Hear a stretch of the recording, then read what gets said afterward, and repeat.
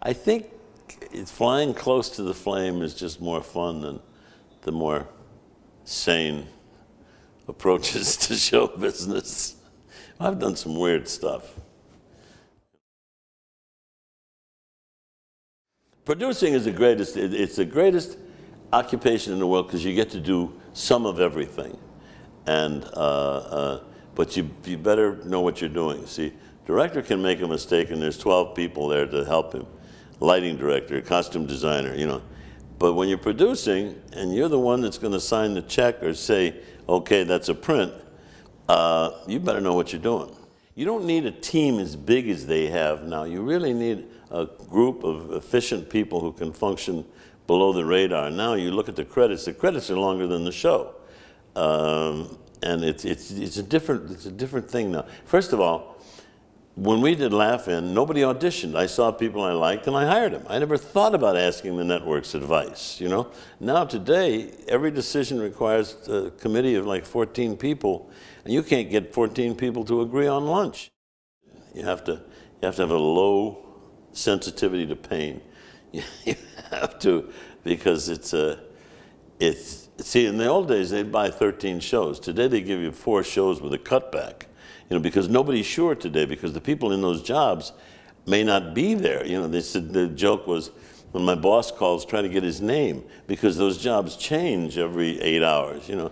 So to get anybody to really commit, like Freddie Silverman used to, Herb Schlosser used to commit to more than, you know, we're going to keep you on the air till after lunch, a show takes time to build and to mature and to germinate. You know. So you got to have a lot of guts. And either guts or stupidity, I think, are required. You have to know humor. I don't mean just comedy. I mean humor. And you have to look at the world knowing it's flawed, and look at the people knowing that they are flawed, and enjoy the flaw.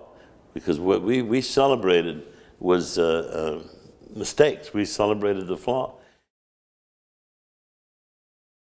At one point, I was the only guy dumb enough to try to do it, you know. I mean, it was just, and the bigger it seemed, the better. Now they're doing a lot of live events, but now you have the tools. See, at that point, we had these gigantic cameras. They didn't have this kind of lights. We had huge lights and big cameras, and now you can shoot a movie on a cell phone. And I'd been doing the Grammy Awards when it was called the Best on Record, and they wanted to do another year, and I really didn't want to do it because at that point there was no Academy.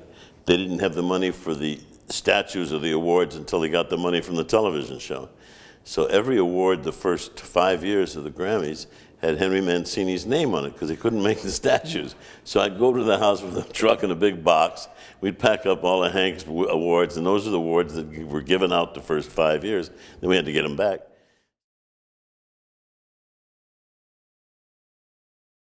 I am really very proud to be a member of that guild because I think the producer is, because of the power of the Writers Guild and the Directors Guild, the producer many times is a bit pushed aside because for a long time, anybody could get a producer credit. You know, wives, managers, husbands, daughters, chauffeurs, you know. Well, don't worry, we'll give you a producer credit. And they give producer credits to performers, you know. Look, we're not going to pay you, but we'll let you be a producer.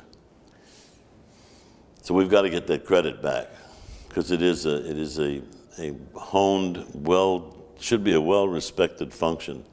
And you can't have that if you have 15 producers.